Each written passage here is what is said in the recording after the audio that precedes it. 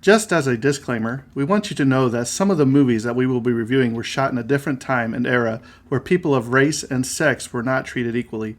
We understand this and hope you do too. The movies or anything that happened on the sets are not the views of this podcast or what this show is intended to be all about. Exactly. And we want to give due diligence in presenting the movie and not the views of the cast or directors or anyone involved. But we also feel it's necessary to let the audience know some of the background information to get a feel for what was happening at the time of shooting the film. Again, we hope you understand that we do not agree with everything that went on, and we just want to give out the information. And with that being said, hope you enjoy the show.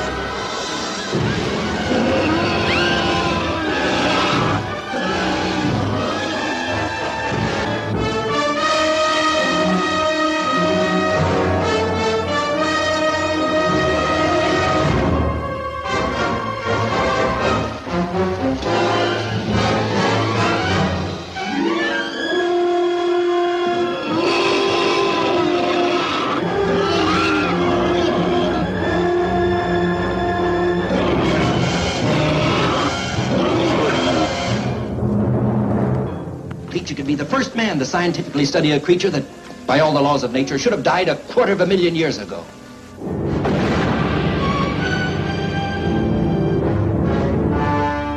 They dared to bring him back alive from his haunts deep in the jungles of the Amazon.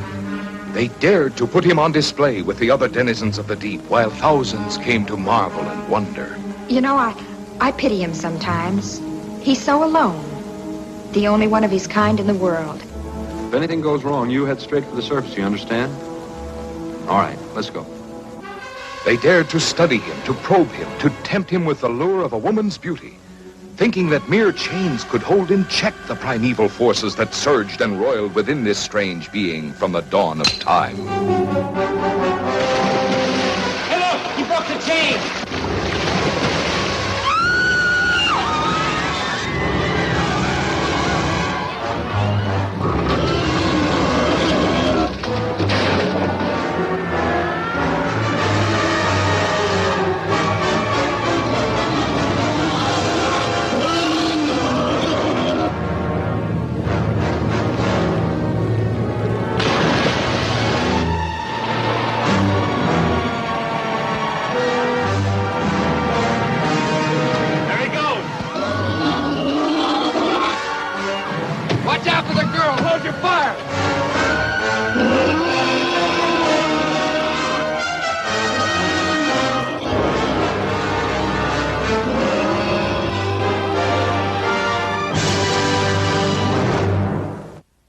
Alright guys, welcome back to the Tragedy Cinema, the Universal Monsters series. Once again, we will be covering one of the great, I guess you would call it a sequel to The Creature of the Black Lagoon. This is Revenge of the Creature.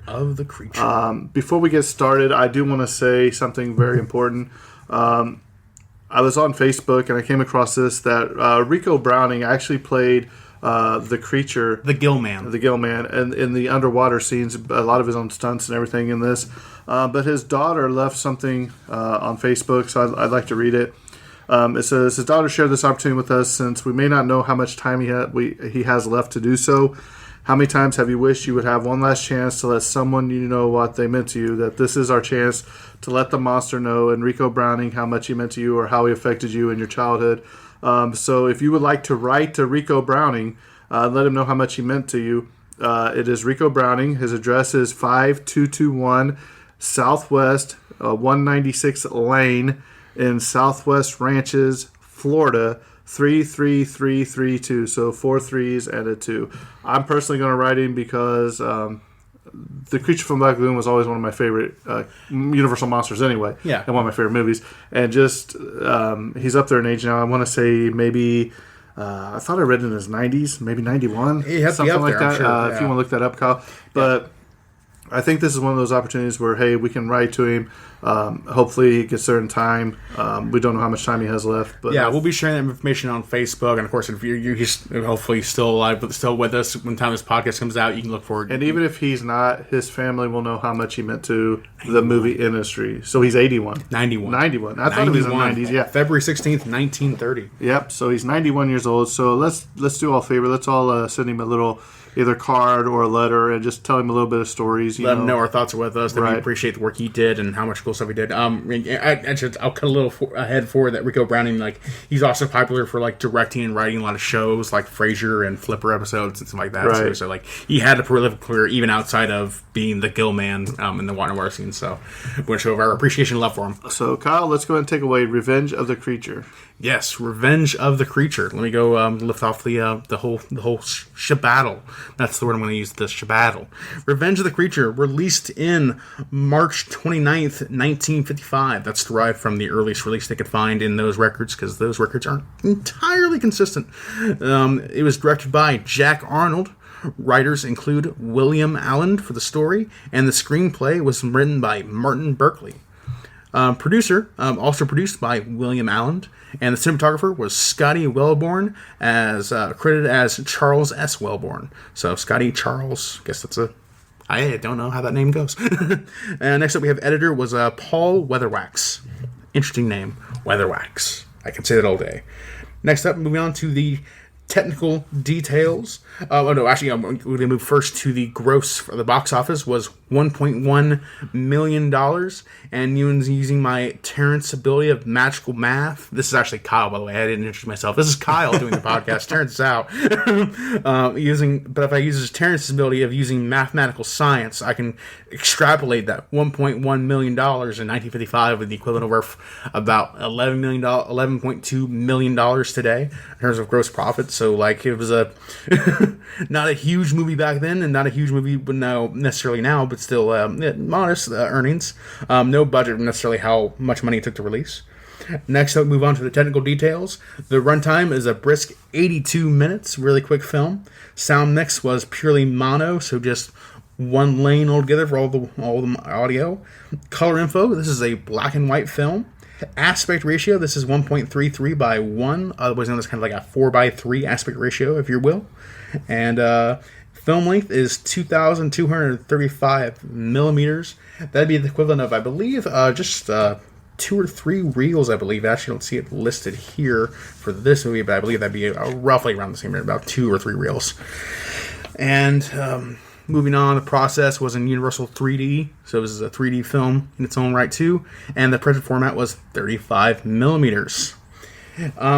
No rewards listed in this film because it kind of came and went for the most part, but still an appreciable film on its all overall. Can't find anything about rewards though, so we're just going to move straight on to the Kyle part of himself, my own personal favorite, the cast. So first up, we have John Ager playing Professor Cleet Ferguson. You can recognize him for such films as the 1948 movie Fort Apache, the 1956 film The Mole People, the 1949 film The Sands of Iwo Jima, and the 1971 film Big Jake. Next up, we have Laurie Nelson playing Helen Dobson. You might recognize her from the TV series How to Marry a Millionaire. Also not in the film, though, for How to Marry a Millionaire with Marilyn Monroe. And she was also in 2 Ma and Pa Kettle movies, which was a little small series back in the 50s. They were great. I personally haven't seen them myself, but they look fun. I don't know if are they musicals or are they just like a slapstick comedy? No, it's just like basically a mom and Pa Kettle where they had a lot of kids, and they lived in Kentucky, down in the southern regions. And you need to right up my alley. I need to get that. We need to add that to the backlog of Try to Cinema podcast someday, probably. Okay, so moving on forward, we have John Bromfield playing Joe Hayes. He was basically a huge lawman actor back in the 50s. So he was like the main character in the 1958 series U.S. Marshal. He also appeared in the 1950 film The Furies and the 1956 film Hot Cars. So John Bernfield, yeah, he was a U.S. Marshal character in a lot of lawman work. So cool for him. Next up, we have Nestor Pavia. Hopefully, I pronounced her name correctly. Nestor Pavia plays Lucas. They were in the film, the 1963 film The Madman of Mandoras, the 1947 film Road to Rio, classic, and the 1948 film Angel's Alley. Moving forward, we have Grandin Rhodes playing Jackson Foster. They were in the film we covered just recently, a few months or weeks, the 1956 film Earth versus the Flying Saucers, the 1956 film Born Yesterday, the 1950 film Tripoli, and the 1949 film All the King's Men. Moving forward, we have Dave Willock playing Lou Gibson. Dave Willock was in films such as the 1970s Hogan's Heroes, American classic, the 1958 Queen of Outer Space, 1962's Whatever Happened to Baby Jane, and the film 1973 Emperor of the North. Moving forward, we have Robert B. Williams playing George Johnson.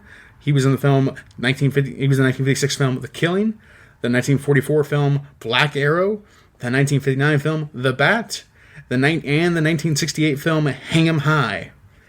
And now we have our two actor we just mentioned at the beginning of the podcast. We have Rico Browning playing the gill man in the water scenes, specifically. Rico Browning also mainly known for playing this role specifically in the water scene, and also being a writer and director for shows like Frasier and Flippers. So you go look in his IMDb page, you'll see numerous television episodes where he's either writing and or directing those episodes, and so he performed a lot of off-camera work. So overall, interesting career. And next up and lastly, we have Tom Hennessy playing the Gillman for the land scenes, and he was in such films as the 1958 film 26 Men, the 1961 film Thriller, and the 1972 film Squares. And that is the cast of the 1955 Revenge of the Creature. Right, so we're going to start talking about this movie. All right, Kyle? Revenge of Kyle. He's gotta take a breath. Food coma. Forgot to breathe there. Basically, I think, according to the movie, a year has passed since the events of the first Creature from the Black Lagoon. Roughly around there, yeah. Now, the opening scene, you have the boat going back to the Amazon, or wherever they were. Second expedition, if you will. But this time, they're not just they don't just want to study the creature. They are actually trying to capture it alive, which is very interesting because the boat captain's like, look, I've seen these people before, or I've seen the Gill Man before. He doesn't belong in this world. They said, do you really think that you guys are going to be able to pull this off? Like, look, did the scientists that came with you the first time around, were they ready to capture it? And he's like, no. He's like, well, we are. Yeah. So right off the bat, it already had my intent, and my interest was piqued in this movie. And there's just something about the shooting of the underwater in this movie is fantastic. The way that they did it, I really enjoy the cinematography of this movie. So they basically, if you've ever seen one of those, remember when somebody would do like a deep sea dive, the deep sea spacesuit with the cage on the helm, with the all those kind of scenes, right? Yeah. Classic deep sea dive. So they actually have one of these on here that are going underwater to go try to find the. They're putting explosives in the water. And the gill man comes up and he grabs a hold of the guy that's trying to put the thing, and all of a sudden it's now a fight. And one thing I want to point out real quick too is in the first Creature from the Black Lagoon, you never really saw the air bubbles. In this movie, instead of them coming out of his mouth or nose, you see it at the top of the suit. So they were actually, where air could be put in there. Yeah, and you can see the air bubbles come out of the top of his head. So his design has changed somewhat, and it's clear that they for the first film, it was clear they had to struggle to kind of overcome all these problems of filming underwater. But in this film, it's clearly it's a step up on their game. I don't know if it's exactly the same producers doing all this kind of work again, but it's clear that this is a lot more experienced crew for filming underwater scenes. They're definitely a step above. Right. So the gill man is attacking the guy underwater. He keeps dragging him down like he's trying to drown him, basically, because he's probably like, look, these people are here again. I'm going to have to just get rid of them again this time. Mm-hmm. And if you remember the end of the first movie, I think it shows him basically they shoot him, remember, and he falls in the water, and it's basically the same ending of this movie. Yeah. He's slowly sinking. You never actually see him die, but he just sinks to the bottom. So basically they're shooting in the water, and they scare the Gillman off, and they rescue their guy. But now they've had, I forgot how many explosives that they put down in the water. So enough. They got enough explosives that they're gonna blow them up. But it was not supposed to kill the creature. It's only supposed to render him unconscious. Yeah, knock him out with a bomb under water. Which I'm it's like, how you do. But I mean, that's like fishing in Kentucky. Yeah, exactly. Throw dynamite over. Yeah, you light your M80, you toss it in the water, and you catch fish. That's how it goes. Right. So when they go to blow it up, they sit around for a minute and nothing happens. And they're like, well, is it going to work? And they're like, we don't understand how it didn't work. There's enough explosive here that everything in this little swamp would be rendered unconscious. You see dead fish and everything. Then all of a sudden, the Gillman rises up unconscious. Does the dead man float. Yes. He's up at the top. They're like, there he is. So they end up capturing the Gillman. And something that plays a vital role in this movie is that the Gillman can only survive a few minutes outside of the water. And that plays a vital role later on. So they've taken a picture. They've sent it to the news broadcast, and he's shown, hey, look, this is fresh in from the expedition in the Amazon. Here's the first picture for everybody to see of the Gillman, and that they're actually taking him to a Florida aquarium, if you will. I forget the name of the I don't know the exact name of the location. Yeah, but they're taking him to like a SeaWorld of Florida, if you will, to put him into a tank. Yeah. So people can come and witness and see the Gillman for himself. So I want the other sequel where like Gillman versus Florida Man. What is that movie nowadays? They're one and the same, I do believe. Gillman is Florida Man. Yeah. So the next scene after they do this is they go into like what's his name? Where the scientist lady's got like the chimp and the monkey's painting the things and all that. Laura Nelson, Helen Dobson. Yeah. Character. Oh no, this isn't Helen. This is the. This is the other character. This is just like the nurse lady. Yeah, I forgot her name. And you got Nil, who's the name of the chimpanzee or the monkey. And they're teaching him like painting. They're teaching him like signing. They're teaching him like, hey, open your mouth. Hey, do this, do that. And then they tell him to yawn, which Kyle's doing right now. Always. I'm channeling my inner Terrence. They're playing peekaboo and everything. So very, very early on, you can see that they've been trying to incorporate human characteristics into animals. The monkey... at the very least, establish a way of like understanding how far they can teach monkeys to be like humans. Right. Which plays a vital role into what they're trying to do to the creature, too. And Kyle, I want you to pay close attention here in a minute, because a young Clint Eastwood makes his film debut in an uncredited scene as the lab technician Jennings. He discusses with Professor Ferguson about an experiment involving a cat and several mice sharing the same cage. Right there he is. Oh, wow. Do you see him? And now I can't unsee it. Right. I didn't know this when I first watched the film. And now I can't. Like, it's just... I did not recognize him when I was first watching this. He points out that, hey, a full cat will not eat a mouse, but he has that classic hairstyle, though I can't unsee it. Like, it's all in the hair for me. Right. Yeah. It looks like David Bowie to an extent too. I don't know. But how. If you remember, this was also in the beginning of Back to the Future 3. Now I finally put two and two together. Marty exits a movie theater dressed in his cowboy outfit and tells Doc, I'm pretty sure Clint Eastwood wouldn't wear this. When he says this, he is standing next to the poster of this movie, which is Eastwood's first movie appearance. So it ties in, and I'd never put the two and two together. That's just ridiculous knowledge coming into another film. I know. I was Nerds. I was like, I noticed a lot of subtle things in Back to the Futures, but this might be the most ridiculous out one there reference. Right. I'm just like, okay, that's amazing. I can't believe. Who knows that? Really? So basically, they've told him, hey, they've captured this Gillman, and the guy's like, where were you going? He's like, I got a trip to go to. So now they're coming into the ocean harbor in Florida with the creature. Pearl Harbor. Not Pearl Harbor, Kyle. That's in Hawaii. Oh, yeah. So as they pull up the ship here, they have the creature on board. They know that he can't stay very long out of the water. Which is very interesting because they basically, don't know. I don't know how they're going to transport him. But they... It's like they transport him in a kiddie pool. Basically, it's kind of ridiculous. Yeah, so they're putting him into the what would you call this? The pulley. What do you call it? Stretcher on a pulley. Yeah, the Stretcher gurney on a or something pulley. like that. Yeah. The water gurney. So basically, they had to bring him out from under the ship. They put him in this pulley, and they're lifting him in the air. They're transporting him to the enclosure, the aquarium. Right. Yeah. Which I don't know if it ever really shows how they got him from the ship to the enclosure. Besides this crane scene, I don't remember. Magic. I know, like in Free Willy, didn't they put him in like a big semi or something? Yeah, tank? Semi tank. Yeah. Oh, there it is. Is it like just a little water chest? Maybe Just like a water truck, like like Jimbo. No, it's a pickup truck. Jimbo just filled his pickup truck full of water. Like, this would be good enough for a few minutes. Well, no, they actually got a chest on there. They're like a Houdini chest. They're dropping him into, so they can keep him submerged in the water. Right. They thought it through. Then they got the Houdini Right, chest. but it does. That's good. It's for in like fishes. an F-150 maybe. Exactly. Yeah. I made that one. I know it. No, you made F-250s, Kyle. Oh. So Tomato. They got him loaded up, and they're taking him to the.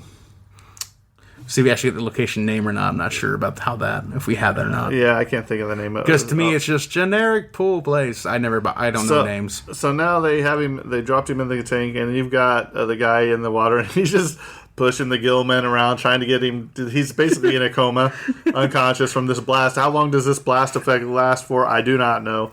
So they're just. I mean, what seems like hours. Yeah, just keeps. And then pulling him around. This is where you see Helen. She's here. Do you remember why she's there, Kyle? Helen, I believe she's there to study the anatomy, right? She's a scientist in herself. I can't remember what the exact reason though. Do you know why? I forget, but she's there, and the Gillman, now he's underwater further. He's like, come on. And then you see his hand move just barely. He's like, I think his hand. He's got a little bit of a twitch.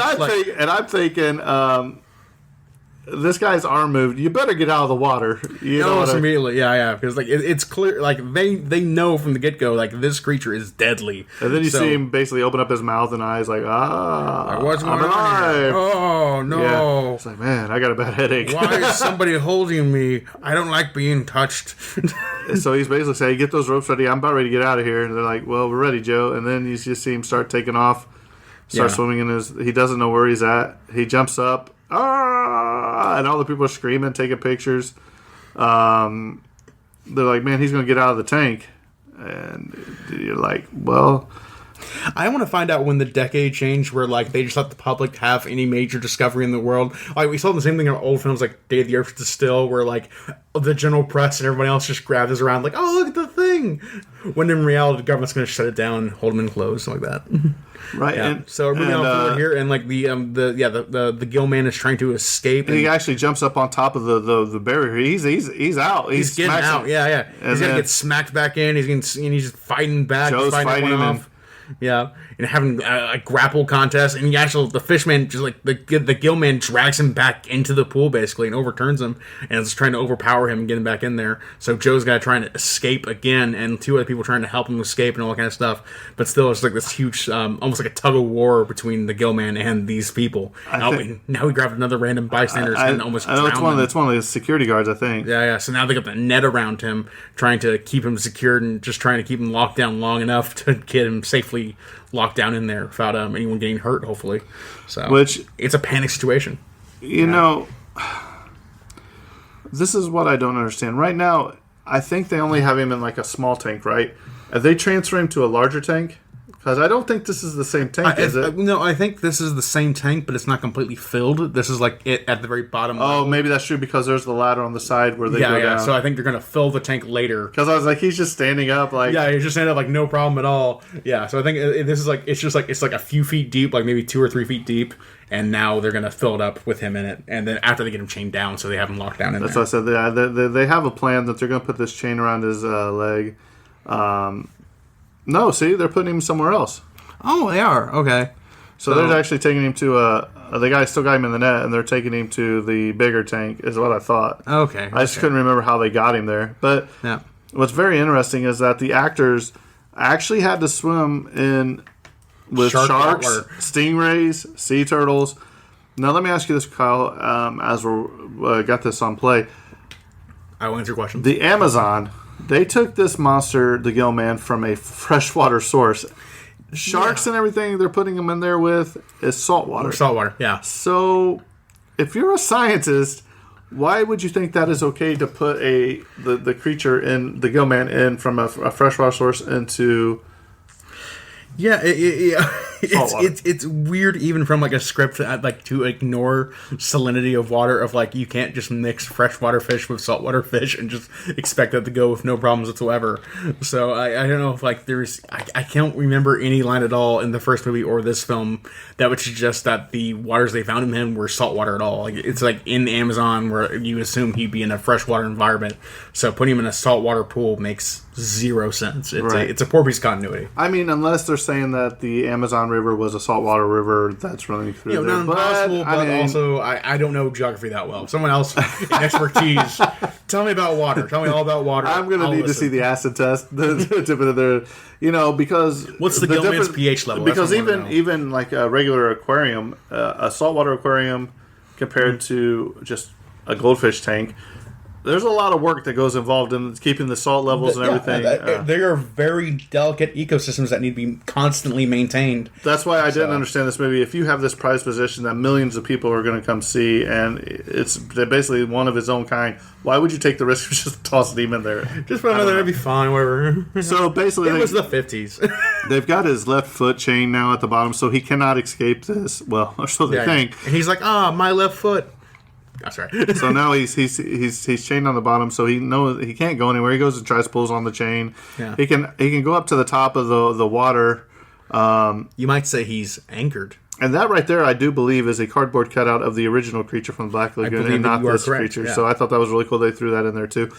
So now they've opened up the exhibit. They've got where you can look down and see him, and they can look. And I think there's like I don't know if it's open to the public, but in the bottom of the tank, you go in there and there's the portholes. Observation windows. Right, the portholes, and you can look in there and see the people and see the gill man, which is very cool. I mean, that would be really something to go see. It's like, I don't know if you've ever been to the Indianapolis Zoo, Kyle, downtown, but you can go down there and you can go to the dolphin show, and you can actually go into like the bubble under the water and watch the dolphins swimming around, and when they go do their tricks up in the air for the crowd, they come back down. Or even there's some places like, I believe, like Vegas and Arizona, places like they also have like mermaid shows, stuff like that. People like women getting like scuba kind of gear and do the whole dancing in the water. I imagine that'd be my closest proximity to imagining what the gill man is like, watching underwater, like seeing a humanoid swimming underwater like that. Sounds really cool and fantastical almost. I wonder about this guy's down here just feeding fish, feeding dolphins, feeding sharks. I was like, man, how much training would I have to go through this? Yeah. But I thought it was very, very interesting that Rico Browning also wrote for Flipper, and he's in this tank with dolphins and sharks. Right. He clearly has some expertise on all things aquatic, which also raises the question, like, why would you put him in a saltwater pool? But still. So this is really cool when you see the gill man. They're in the observation deck. You can just see him flying by the windows. I thought that, swimming by the windows, really cool. All the kids and everybody are like, whoa, look, Yeah, I can't imagine being a kid and going to see this a one of a kind thing like that, right? Yeah. I mean, or even like being like in real life, being an extra and being tasked to see the gill man out awesome. Like you're still a kid going to an aquarium to see a guy swim in a fish costume. Right, that'd be so cool to see in real life. Right. Yeah. So basically, Helen Thompson and Cleet Ferguson meet for the first time, have their introductions of like, why are you here? Well, I'm here for this reason. Blah blah blah blah. Yeah. I'm so pretty. We should date. Yeah. And he's like, hey, well, what are you doing for lunch? She's like, well, I haven't really thought about it. He's like, well, it's a date, basically. Gotcha. So, man, that is just some of the coolest seeing the gill man. But you can really tell the bubbles here coming from the top of his suit. Mm-hmm. But the thing is, I don't think, if I remember right, what was really cool is what we didn't talk about at the beginning when they were in the Amazon. The first time you see the creature in this movie, there's like a seagull or a sea crane sitting on a log, and you see him just come up and grab him from the leg and drag it underwater. Gotcha. You're mine. No birds were harmed in the filming of this movie, I hope. But he is a predator. Yes, he is a predator. And then what's really weird is when they try to feed him at the in the aquarium, I don't know if it's... You know what I mean? I don't know if he actually eats it out of the cage or whatever, or they take it away. They're trying to find what he will eat and won't eat, because he won't touch the fish that are swimming around him, they say. So they get this great idea that, hey, we're going to go into the water and we're going to train him. Yeah. Basically to stop. They're going to, if you basically see the monkey, so he does eat out of the basket that they gave him.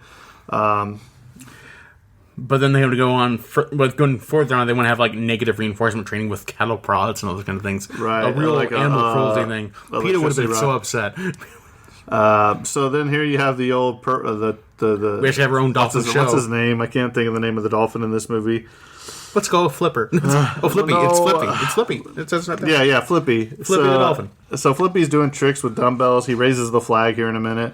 Such a cute dolphin. Ocean Harbor, that's the name of the place. Ah. So What a creative name. Ocean Harbor. It's by the ocean. It's a harbor. It's Ocean Harbor. So what's the other guy's name? I believe it's Joe Hayes. Do you remember the guy that says, "No, I just want to give the doctor a chance of felon before I move in"? Basically, I can't think. That's Joe Hayes, played by John Bromfield. Yeah, so they're all here watching this. It's actually a really impressive dolphin show. Not gonna lie. Well, back for the time, especially jumping through like paper mache hoops, and Yeah. raising flags and everything. So Dolphins are so cool. So now they've discovered that they're going to put a speaker into the water with the gill man, so he can start hearing the voices of Helen. Begin some like rudimentary communication to some degree. Yeah. Right. And what's really interesting is that they want, and this is something that's hard to comprehend too, is when they go scuba diving underwater and she's saying stop, I'm thinking, how is this going through the speaker? You know what I mean? Well, even at first, like the man is saying stop. Professor Cleet Ferguson is saying stop first. So it's like, do they have microphones built into the outfit or something like that? But it's not unclear. It's like, maybe there was like more believable aspects of the time or something I'm just missing. But I don't see how the technology of the 50s works out here and all these kind of things of all the how this process actually works for this setup. Right. You know, I don't understand how this setup actually works, but it does for movie magic reasons. Right. So now Helen and I believe is it John? Is that his name? They're getting ready to go into the. I believe it's Joe. Well, Joe. Yeah. Well, Joe's not going in. Oh no, it's Professor Cleet Ferguson. So Ferguson. Right. So Fergus. Let's just say Fergus and Joe. Okay. So they're getting ready to go in. They're with their scuba gear and the electric rod. He's like, look, if he gets too close, we're going to say stop, and if he keeps coming, we're going to shock him with this. So he understands that when we say stop, if you don't stop, then you're going to get this is going to hurt you with the cattle prod. Now it's very painful. Now my mind says you're using this shock rod in water that you're in. Somehow this doesn't seem like it should work because is it going to shock the entire? Yes and no to some degree, but yeah. Within a very short distance, like you'd have to have a very long cattle prod, which they seem to do to disperse that electricity. Right. But still, it's a dangerous prospect. I wouldn't put a giant electrical wire in a pool. Just thought. Yeah. And what's really interesting is it must run on D-volt batteries because there is no cord attached to that cattle prod. So they're going to go down and they're going to try to feed him together right now. So they go down there, and this is where they're like the creature would come closer, and they're like stop, and they they treat him. And this entire time, there's real fishes swimming around them, real sharks, swimming around them. I can't imagine. Just insanity. I'm surprised we didn't. I personally didn't find any notes of injuries or deaths or fatalities on this film. Well, we will talk about. There was some near death experiences, which we'll talk about. So close calls, but nothing like too significant. Yeah. So basically, they're trying to feed him, and so they're saying stop, and he swims away because he's like, hey, they're going to shock me again if not. So now he's like, they come up with this plan. From now on, it's only going to be me and you in here feeding him, so he understands. We're their supplier. We're his suppliers. Basically. We're here to basically feed him. You know what I mean? So they grab the cage, they get out of there, and the gill man's like, "What? I didn't get no food." So he swims away. And he's swimming around with this chin. You kind of almost feel bad for the creature at this point. They've got him chained to the bottom of this. They're shocking him. They're starving him, if you will. He's a spectacle. Yeah. Yeah, so we'll get more to it later. Sorry, go ahead. So I have thoughts. You can I can go a little bit to a little bit pause now, but it's like like watching the first film was like, oh, okay, this is fine creature design. Watching the second film, now I understand what Guillermo del Toro was trying to do when he made his ocean Shape in the Water. Shape in the Water. Yeah, it's a terrible movie. Yeah, I love the movie. It's best picture of that year. Won an Oscar, so I think it's fine. It's terrible. Yeah. Because the whole I'm gonna barricade the door and fill the bathroom up with water to the ceiling. It was a little far fetched for me. Like, this movie's that much more realistic, but still, like, it understood that like the monster actually was the victim in this case. The Gillman was the actual victim in so many of the scenario. And this movie too, I agree. I think the Gillman is the victim in so many scenarios. Like, he's been taken from his home, forcibly put in a pool. They're putting shock prods on him. You know, everything. They've went from freshwater to saltwater. It's going to ruin his skin. Yeah. They've essentially ruined the Gillman's life, and he did nothing to deserve this. He just was he's like Shrek in his swamp. Like, why'd you come to my swamp and mess with me? But something else that we should, man, when he devours that fish too, something we should understand here too is, I think you can take from this that he is falling or infatuated with the lady in this Helen Dawson. Yeah. He's becoming increasingly infatuated with her. Right, and it's easy to see him falling for her. So I think this is the point where they get into the water. They had just fed him, and is this where they give him the ball on a stick? If it's not this one, it's the next time after that, I believe. I believe it's the next one after this. Next time they go back to the pool where they get the ball and the stick. And I had no idea what was going on with the ball and the stick. But, you know. I think they were just wanting to play with the ball, like fetch, I guess. And he put his hands into it and he's like, no, stop. Like, well, why'd you bring the ball down? I don't know. Yeah. Don't give a kid a ball and take the ball away. I think when they fed him that fish, they had him, there was some tranquilizers in it because you just see him float and lay down on that rock. And they go in and they put the straps on his hands and a wrapper's race or whatever, so they could track like his heartbeat and his vitals, basically. Basically. So they get those on him, and they come to find out, hey, you know, he's pretty much human except for a few minor. It's like you get up there and it's just off, kind of like monkeys where they have like 2% DNA things, but this is a 1950s movie, of course, so it's a little more vague than that. But yeah, everything's just off human. So she said, this is where it's funny. He's like, hey, you know, if we could study him while he was awake, we'd learn a lot more. And he's like, lady, he's like, we know that the brain turns off when you sleep. She's like, no more than the heart does. You know what I mean? Like, the 50s. So I thought this was really cool right here. When she's doing her chart, I thought I wrote it down somewhere. There are some interesting factoids to be gleaned. Yeah, the Gillman Physical Examination X9746. The name, the Gillman. I mean, it could have said John or Fred or something cool. Jimbo. Yeah. The case number was X4746. The location was the wrecked tank. The date was 7/10. Does that say 48? I can't see 50, that. So I'm not general sure observation does not respond to instruments. Massive sawdown appears well developed. Skin, alligator skin, thick plates, color green to red to black, which is very interesting because I'd like to see this in color. See how they from green to red to black. His head is a massive multi-gill plates. And he's animal-like myopath for his, what's it say? I'm trying to read this thing. Yeah. And she's filling in right now the lungs, which are large. So she's doing her little observatory readings and all that. But this is like a blink in the miss moment of just filling out that chart. But they did take the time to fill it out with all that information we've just read off and right. more. I would pause it so I could read it. Yeah. And this is where they take, I think, they taking like blood from the shark. Mm-hmm. And they took some of the blood of the Gillman, and they're like, look, he's almost, in every test we do, is almost human. But yeah, I think he's like in the 97th% of human, you know what I mean? Yeah. So it's very interesting that they're trying to say, hey, why is this guy, the creature, the way he is, and what can we learn from him? So they said the red capsules or whatever is only 10% less than human blood. The unnucleated structure... he's like, there's no correlation with the fish sample. So basically, he's not like the fish. Yeah. He's like the humans. So and this is where he says, every test, every reaction just misses being human. Yeah. Which you've come to find out he has emotions, too. Well, I say emotions, but he's got an anger, definitely. He has infatuations and lust. Yeah. R.I.P. What's the dog's name? Oh, poor doggy. Yeah, I forget the name of the doggy, but I want to say George or something like that. It's like Fred or George. It's, Yeah, I believe it's it's a real George, actually. common Yeah. name. You know. yeah. So now they're on He's the a beach, character. and yeah, Yeah. you can tell that this relationship is growing. And it's very, I don't want to say funny, but it's very.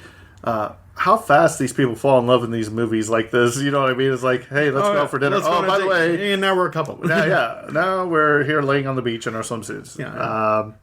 Now that I've known you for 5 minutes, are we going steady? Yeah. You wear my Letterman jacket? So they're going to go out for dinner or whatever, and Helen has gone down. She's all dolled up, and she sees the creature sitting on the log, sitting on the log of the bay, you know, sitting in the thing, and she's looking in there, and this is where you see him. You know, the gill man sees her, and he's very intrigued by her. He swims over to her, you know, like, hey there, pretty lady. Yeah. And this is when what's the doctor, the Ferguson, I think, comes in and basically, you know, mentions that they have plans for her to because she's going to go down with the ball here in the next scene, and they're going to talk about how they have those plans going forward, and like how like he's very hesitant because he's actually scared. He's like, the Gilman's going to attack her. Yeah, he's like, look, he's like, it's like I can handle him. he's like, I'm a man. I don't want you to go back in the tank anymore. He's like, it's too dangerous, and he's like, I'll do it. She's like, oh, nonsense. You know, I pity him. She actually feels sorry for the creature, which I like this scene because you see the gill man just in the back. You know, you always see it looks like he's waving with both hands. I guess to stay floating. You know what I mean? Yep, stay in position as long as possible. I just think he is one of the best, well done monster movies. You know, the creatures they've come up with. Oh yeah, definitely. So, he's like, look, he's unpredictable. We don't know what's going on. So they're going to go out on their date. And then here we come with the ball the next day. And they're like, here, you want to play with the ball? He grabs the ball. And Helen's like, stop. He's like, why? You gave me a ball to play with. And now you don't want me to. Fine, I'm swimming away. We almost had a moment and you ruined it. Yeah. Which I don't understand the meaning of this exercise. I think it's just two people wanting to bully a humanoid fish guy. Yeah, see, That's all it is. They make the correlation. She's like, look, it took me 3 weeks to teach the monkey how to do this, the chimp. She's like, we're going to try this again. So you can see the ball getting entwined on that rope. You see her swinging it to come back around if you watch so it. it's actually to be serious for a sec. It's clear that the experiment is to validate whether or not he understands the commands he's being given to stop or proceed, Right. and all those kind of things. And I find it funny that he always swims away and he kind of looks at her funny. And then he'll start swimming back toward her. Okay, well, let's get the ball again. So this is where they're like, get back, Helen, get back. And he actually grabs it, and the Gilman's like, forget the ball. I'm going for you. Yeah, so he grabs her, and here comes John to the rescue. And he's electrocuting the Gilman. Trying to shock him, which they would assume also would shock her too for being literally in physical contact with him. But we don't not going to mention that, I guess. Now they're fighting the Gilman, and she's yelling, stop, you know what I mean? And if I'm the monster, he finally does just pull the mask off. So now he's under there without air, sorry. He's got plenty of water. So basically, she's coming back for him, and they get out, and he has no air, so they're trying. The Gilman's chase him. Very intense scene of the movie, and then what happens? Doink! He's stuck on the chain. He can't leave. Right. Yeah. But it's very clear, it's very clear. It's still like a clumsy suit in many ways. There's only so much you can do, but they clearly put a lot of work in this film specifically to make him feel intimidating and a threat underwater in this film, which they didn't really succeed for in the last And film. what's really interesting is all those fish in the water, you didn't know what they were going to do. So some of the scenes like there, he's tugging on that chain again, and that fish just swims right there and looks at the camera and just swims away. Yeah. It's perfectly shot. Yeah. You couldn't ask for better filming, for that kind of thing. So now he's really mad. He's like, these guys got me in. He keeps trying to get off his chain. He's going back to the service, screaming, "Rawr." So mad. I gotta watch. I gotta write Frasier. What are you doing here? Sorry. So he's mad and he's down there and he's going back at that plate again and he's just like, he keeps trying to doing typical monster stuff, like he's trying to get free, grasping at the chain as best as possibly can, and he's working at it, and I believe pretty soon he's actually going to free himself and get out of there real soon. Yeah, it's coming up pretty soon. I don't know if it's right here. The exact moment or the exact method he does, because I haven't watched it in just a little while, but it is kind of interesting to see. Yeah, I think this is it. He's getting loose. He's loose. Snapped him. He's got it. And he's out. He's going, folks. And he just jumps up out of the water. Mm-hmm. And like, so now they turn around. They're like, "Oh, look, he broke the chain." How he knows that, I do not know. So he's got the stick, and I think this is where he pulls this guy in the water, Joe. Yeah, but I think it's sort of like he reached the wall. So that Joe's not the one that's in the water. It was Cleet's the one that Cleet's the one that's been in the water this whole time. Joe, R.I.P., gets drugged to the bottom of the thing, and as we say, cut. He's dead. He's done for. So Joe has been killed in the water. Underwater. Then the creature just jumps out of the water and climbs over the side, and he's like, welcome to Florida. Yeah. We now switch to Tom Hennessy. Yeah. So basically he throws another guy into the water, and he's walking around, and I think what's pretty interesting here, you'll see here in a second, is that they tell everybody to evacuate the aquarium. Yeah. But there's this one lady where this baby's like sitting there on a blanket, and the lady's like, because it covers up the baby while the gill man's walking, and you're like, oh no, it's like she falls on the net and gets caught in it, even though it's clearly the kid. No, right here, but she pushed him. Yeah. But it's like she's pretending to be trapped on the net, and it's just like you just fell. You're not trapped in the net. Kyle, don't get it twisted. You would have been laying there too. I can't move. I get trapped in. So he just walks out the door, walks out the gate, it just walks towards the ocean. Once again, sounding underwater. This is pretty cool though. This shows you the strength of him. He overturns a car here, which you start thinking about it. You understand that he just broke a chain, but you never really understood the power that this guy has. Yeah. The creature has. He flips over that car. He goes tumbling down the hill. Like it's no problem at all, really. And so this is another thing. So they're putting, he was in the saltwater aquarium. Now he's going for the ocean. Which one is it? You know what I mean?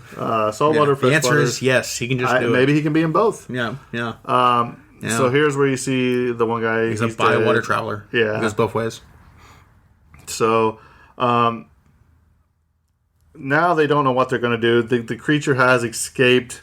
Yep. And we're going to move on here pretty soon to a newspaper montage of like, oh my gosh, the monster has been sighted here, there, and everywhere. Yeah. And we're all scared because the monster's free. And having a whole thing there, it's like, continued search, and like we haven't seen the monster in a few weeks. They're like, oh, we've seen him in Miami, we've seen him in Norfolk, Virginia. The Navy's actually in on hunting the gill man. And then it's like, oh, he's probably just going back to he's going back to Africa. I'm sure it's fine. Yeah, he's just going to travel 1,000 miles. No problem. So it's a very interesting montage. So a lot of the people believe that he's on his way back to the Amazon. This is so ridiculous. This is where... Oh, Lover's Lane. Yeah. I love this little scene. There's two people making out at a car, kissing, and then a hand reaches up and the lady screams, and there's an officer, he says, come on, kids, bring up. We weren't doing nothing. That's so funny. It was like, okay. Because you see the gill man coming out of the water right there, and you think it's the gill man attacking these two when it's just one of those little jump scares that's not really a jump fake scare. Out. Yeah. One of the first fake outs in film, actually. So I thought that was pretty funny. It has quite a few funny moments too. So the gill man's now out of the water. He's going to the hotel, which Ferguson and that's a motel, Ellen, not a hotel. Oh, Jimbo, tomato. Ferguson and Helen are staying at the hotel motel. So Helen's in there. She's basically getting ready for bed, I guess. Brushing her hair, getting ready to go to the bathroom here in a minute. And she's got her. Man, I wish I could remember the dog's name at the moment. It's just slipping my tongue. I'm pretty sure it's George. We'll find out here in a minute. I know it'll be said soon. So the creature comes up and he's looking in the window at her while she's brushing her hair and everything, and he's just infatuated with her. The dog is like, oh, rough. He sees him in the window. That's not right. She says, look, why are you crying for, dog? So she goes to the bathroom, turns the light out, basically is disrobing, if you will. And she goes and looks out the window. opens the door, the little side door, looks out. Doesn't see anything. No, I don't see anything, and So clearly it's nothing, what could possibly be outside in the water that I've seen before? Right. I couldn't possibly imagine a well, the Gilman. water's not right there. He had to walk a little bit. So she takes off her robe, and now she's standing there in her, I guess, bra and panties, if you will. As risque as this film gets in 1985. Right. So she shuts the bathroom door, and she turns on the shower. So now she can't really hear anything that's going on outside of the place. And the Gilman's like, let me walk right on in. So he walks in, and the dog starts barking and growling. This is my moment. Yeah. And Cleet is in I guess another room. Reading a newspaper for the night in his bathrobes, just chilling out. Yeah, smoking a cigar. Doing 50s man things. So the dog goes and he jumps at the creature, and then you hear a yelp. Chris yelping. This is Chris right there. No, that's Chris hears the yelping. Oh, Chris hears the yelping. Oh, no, it might be Chris. No, yeah, because that's it's Chris. Yeah, I knew it was just a simple name. I thought it was George. So that's how much I remember. If my head wasn't screwed on it, it was Chris. So Chris the dog. Basically, he goes and knocks on the bathroom door. He's like, "Helen, you all right?" And she's like, "What? I'm fine. Yeah. Why? Why would you ask?" Yeah. She's like, "Where's Chris?" Now you got to remember, look at this time where anybody could just walk into your room too, and she's in the shower. You don't think to lock the door or anything, but it was a different time, different era, where things weren't always as bad as what they say they are. So he's like, "Hey, where's Chris?" And I'm like, I thought I heard him yelping, and they're like, "Come here, boy, come here." And this is where you see the sad realization that Chris has probably been choked, strangled. Yeah, that's the last we see of Chris, unfortunately, for the rest of the film. Well, no, you see a little picture of him here in a minute. I think he's all crumpled up on the side of in the bushes. So now it's weird because Chris is there. She can't find him. He can't find him. She's going to be devastated. Mm-hmm. Yeah. And he's like, I'm sure he'll show up. Yeah. He's chasing a rabbit. If that was only the case. In the middle of the night, yeah. R.I.P. Chris. Which, yeah, it's just like, that's a weird dog owner to be like, oh, my dog just ran off in the middle of the night? Oh, it's fine, it's no problem. If my dog ran off in the middle of the night, then I'm going to be up in the middle of the night looking for that dog. That's just me, personally. But I don't know how many dog owners are just like, he ran off? No problem. Like, it's one thing if you live in the country, maybe, but, like, for me, it's just like, I live in a small town. I got to find my dog. So basically, she's going my dog. She's going home to Jacksonville with this guy, but he's like, hey, we're taking this river cruise tomorrow. And we're going to eat at this lobster house. And then you see the Gilman in the water. He's been in the water. And then you see R.I.P. the Chris the dog. Yep, R.I.P. So they're saying goodbye to Helen and Cleet. He was the best boy. Thanks for everything. So they're going off in their boat, which I'm trying to see if this is the same boat that they brought in with the I believe it monster. is. It says there it's the Perpoise 2 or 3, I believe it is. I believe it's the same boat they did when they got them on the Amazon, so they just restarted it. And I believe it's George Johnson's boat, the Robert B. Williams character. Right. So the Gilman was in the reefs, if you will, or the weeds, and he jumps back into the water and he starts chasing after the boat. You talk about stalker status. This guy, you kind of wonder if he's going after Helen or if he's going after revenge on Cleet for shocking him one of those times. Or a little bit of everything, I guess. Yeah. It's like he's clearly become like... He wants to be the hero, kill the bad guy, and get the girl. Yeah, he wants everything. He's the hero of his own story. Right. In a way that I don't even know if the original creators recognized it, but now, really is. Now, coming up, they're going to go swimming here, and I think this is some of the best footage of the film where the creature is swimming in the water with them, and... You get to the point where she's like, "Oh, you tried to grab my foot." Yeah. It's not really him. It's the Gilman grabbing her foot. You know what I mean? So really well done. It's just to see how they shot things underwater back then. I really enjoy it. Yeah. I don't know why, because it's kind of like if you watch Aquaman today, it's a different. It's different. They all know they can use CG nowadays, so they just do it 'cause it's so much easier. But to me, this is real. Yeah, it is. That is fake. You know what I mean? But this is really good. And just to what this, I wondered what kind of cameras they had to use, how the camera was waterproofed, all this stuff. Yeah. When they go to do this, and like I mentioned a little bit earlier too, it's clearly they really did step up their game from Creature of the Black Lagoon to this sequel, where it's like they clearly know what they're doing here, filming underwater. Like a lot of and this right here is probably directly taken from The Shape in the Water, where they both dive underwater and they give a kiss underwater, and the creature's just standing there. Oh man. I wish that was me. Yeah, so give they it go 50 back- years, man. You'll get your chance. They go back up and they start swimming back. You know, they're kind of flirting around. Obviously, they're infatuated with each other.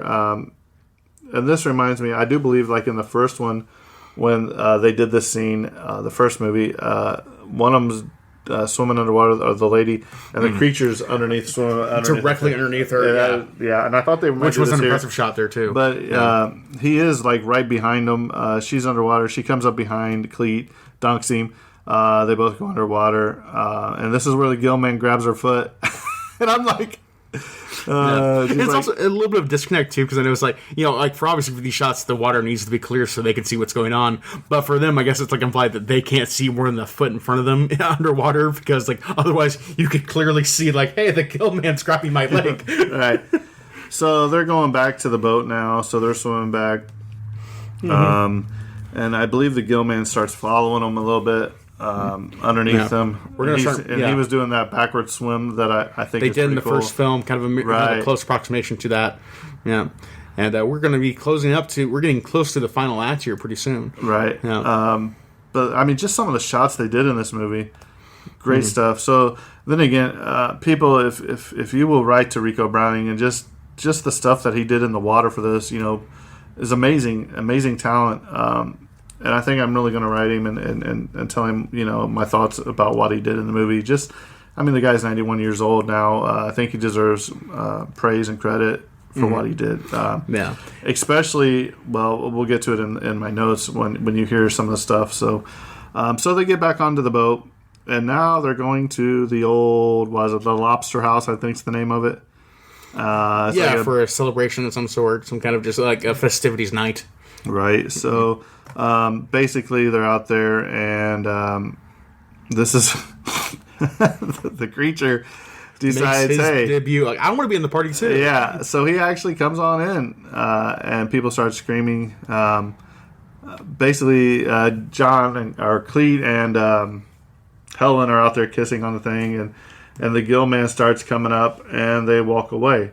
So he jumps up onto the what would you call it? A dock, maybe? Yeah, the dock area or something like that, or like the port area. Yeah. And he climbs up there. He sees Cleet, and he sees Helen going back into the party. Mm-hmm. And he climbs over the railing, and guess what? He just comes walking in. Barges right in from the back of the room. It's so funny because everybody starts screaming, "Ah!" Yeah. You know, he was just like, I just want to be part of the party, and like he was just being a nice guy this time. You know, he didn't wear a suit though. He's just like naked at a party. That's not cool. He is wearing a suit. Oh, his birthday suit. Yeah. And actually, that's where the movie stopped being risque. Right, so they're down there. They're having a good time singing and everything. The Guys doing creature's the doo-wop. slowly walking in, That 1950s jamboree. and he's here.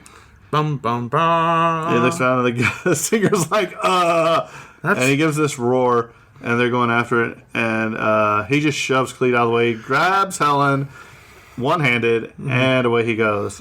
And Cleet looks like he's unconscious, but he's shaking off the cobwebs, and he's like, Helen! He goes running after her, and this is really cool right here, and there's this, right there, where they dove in right there. Yeah. I will have to tell you a fact when we get there. Remember that scene right there. All right. So Cleet jumps in after him. It can't. I think this is where the creature drops her off at a buoy. Yeah. I don't understand why. Stay here. I'll be back for you, my love. Yeah, I don't understand why he did that. I have no idea. Like he wanted to go, like leave her here so he could fight off everyone and beat the hero in his own mind. I guess that's the way I interpret it. I imagine. But I don't think he fights anybody here. No, I believe he goes back to fight back a little bit or something like that. He goes to defend himself, and like he says, like you stay here to be safe, and then I'm going to do this thing in my own mind. That's how I can't rationalize it, but maybe not. No, see, he pulls her back in, Oh, okay. and that's why I didn't understand why he stopped to put her up there, and then maybe he knows she needed air. I don't know. For all, So now they've got like the Coast Guard or I guess the police. the nearest authority of 1950s. Yeah, saying, hey, look, you know, Pier 9 or 99 or whatever it was. And this is where Cleet makes it to the buoy, and he can't find Helen. So now you have the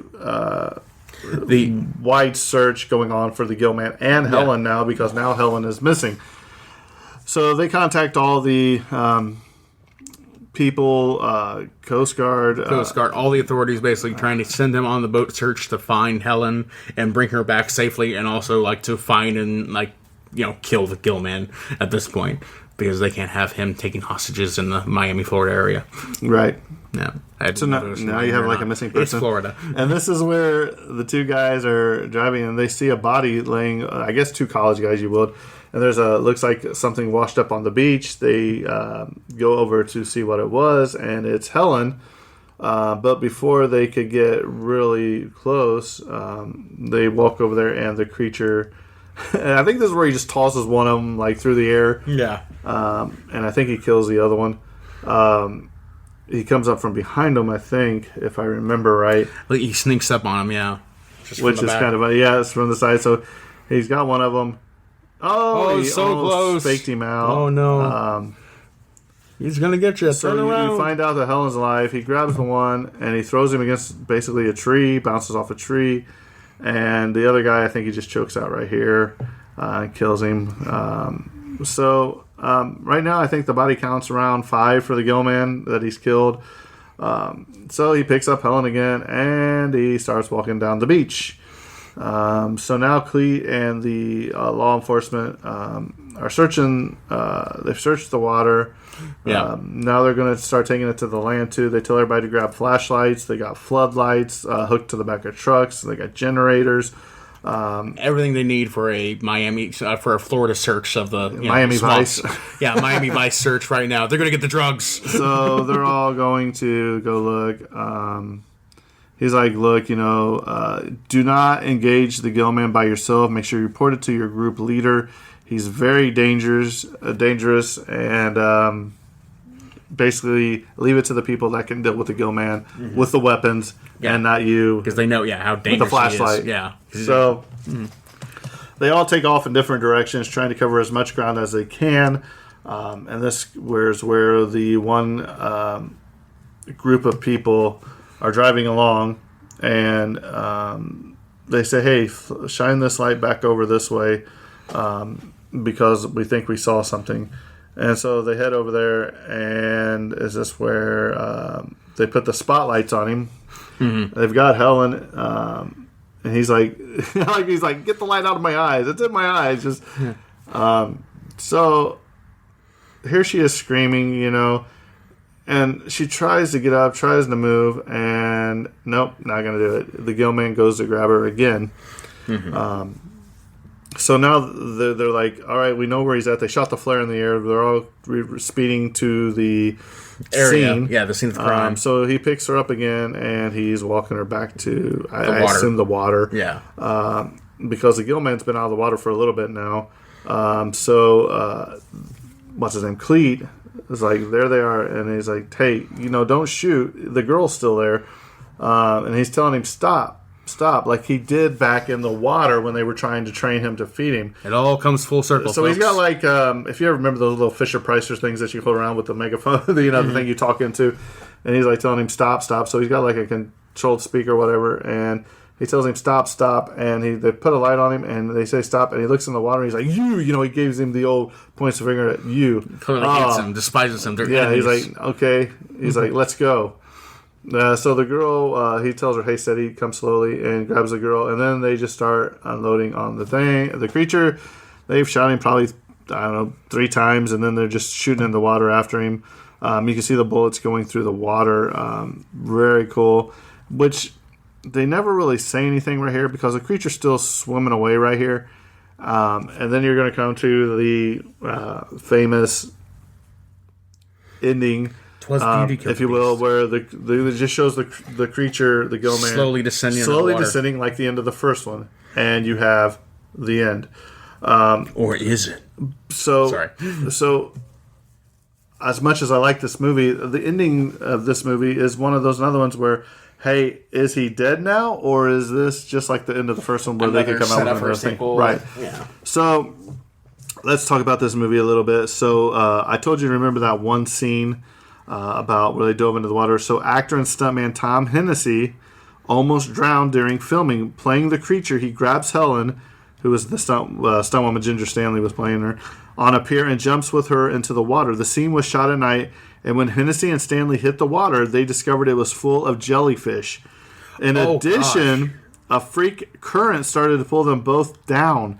Hennessy let go of Stanley, who swam to the surface, but Hennessy's inflexible Gillman costume had become waterlogged and too heavy to fight the current. He was rescued by 2 local boys who happened to be watching the filming from a nearby boat and quickly raced over and pulled him in.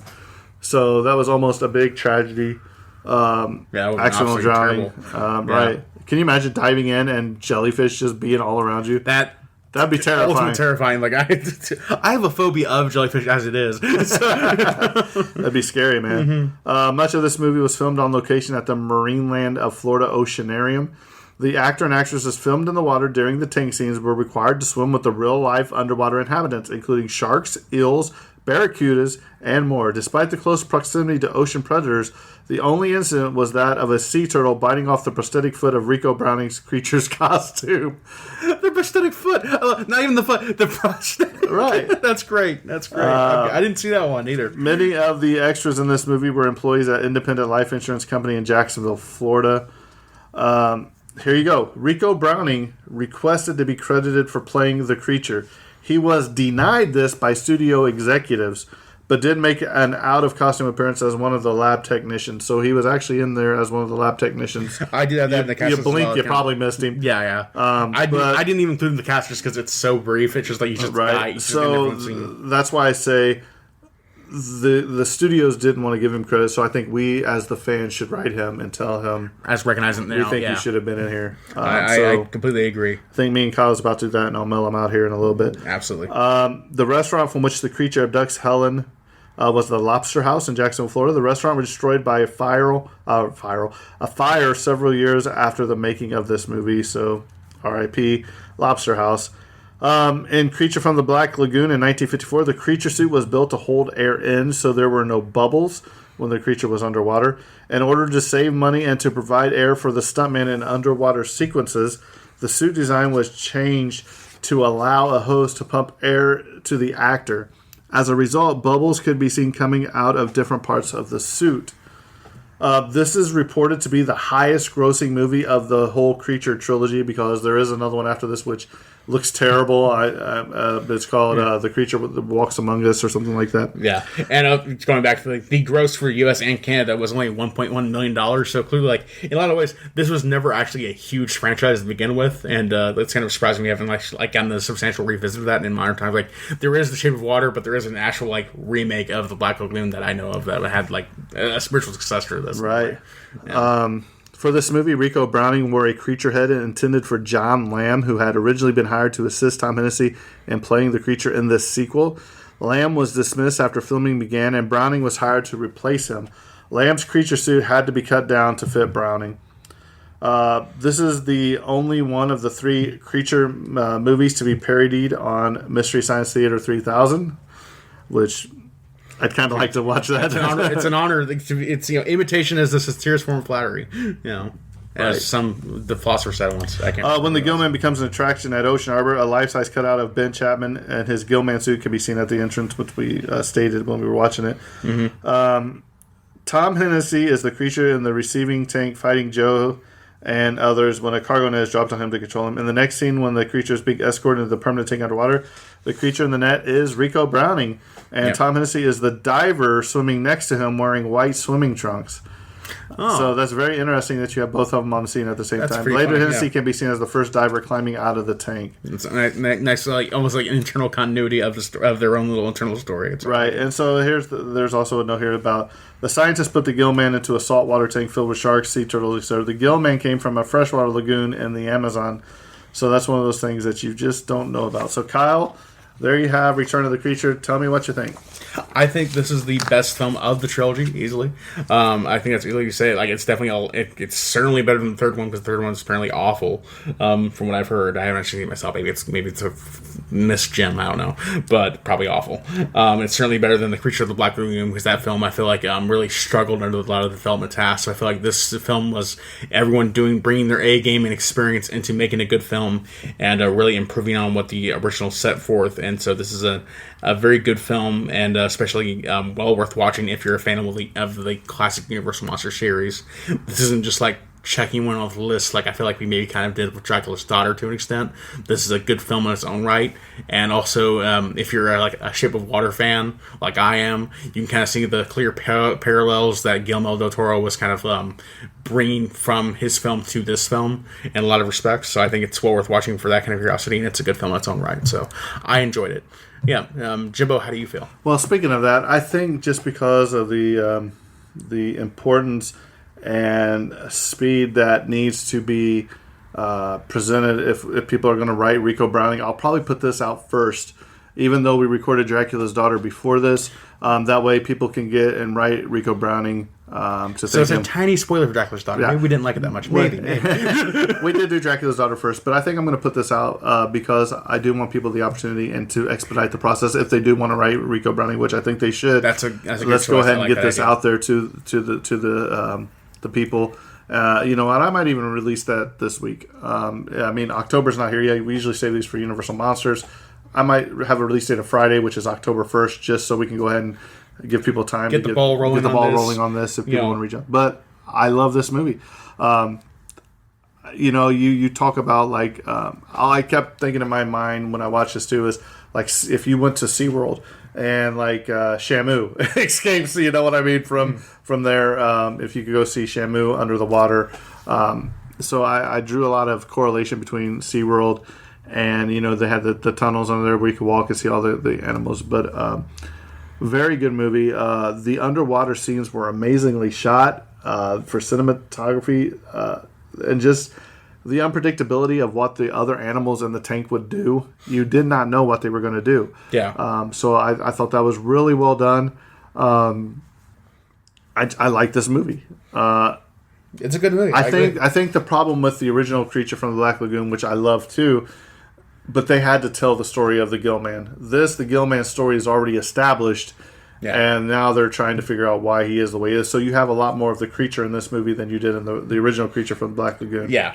And the first one has the burden of discovery, but this one has the but that's like privilege of knowledge. That's like any movie you do, though. So like let's say even like Halloween or Friday the 13th, you have to start with the backstory to see why they are the way they are. The Gill-Man though is still a mystery. Yeah, you don't. They know a little bit more about him, but they don't know everything about him. So and he's more fun to explore when you know the basics versus when you have to discover him at first. Right, you don't have to take as much time of the film. That you can go straight into other things. So I loved it. This is definitely one that you need to watch. If I were you, I would watch the Creature from the Black Lagoon and then go right into this one because it's only a year later, technically, from what the boat captain said. So the continuity is still there. Yeah. You can definitely go from one right to the other. You can have it all one day. They're both relatively kind short of the films. same way you could go with Dracula right into Dracula's Daughter. It could still be one whole long film. And you could practically cut them right together, and you wouldn't really notice the difference, honestly. Right. Yeah. So I agree. So there you have it. I think one of the next one's probably Dracula's Daughter since I'm releasing this before.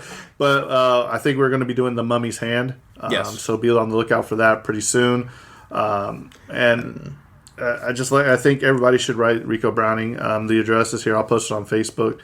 Just let the man know, thanks for giving us this wonderful movie and putting your life on the line pretty much with swimming down there with sharks and everything. So, but I think that's the end of this episode of the Universal Monster Series. Hope you enjoyed it and be on the lookout for some in the future. And I think that's a wrap on this episode. And Kyle. And cut.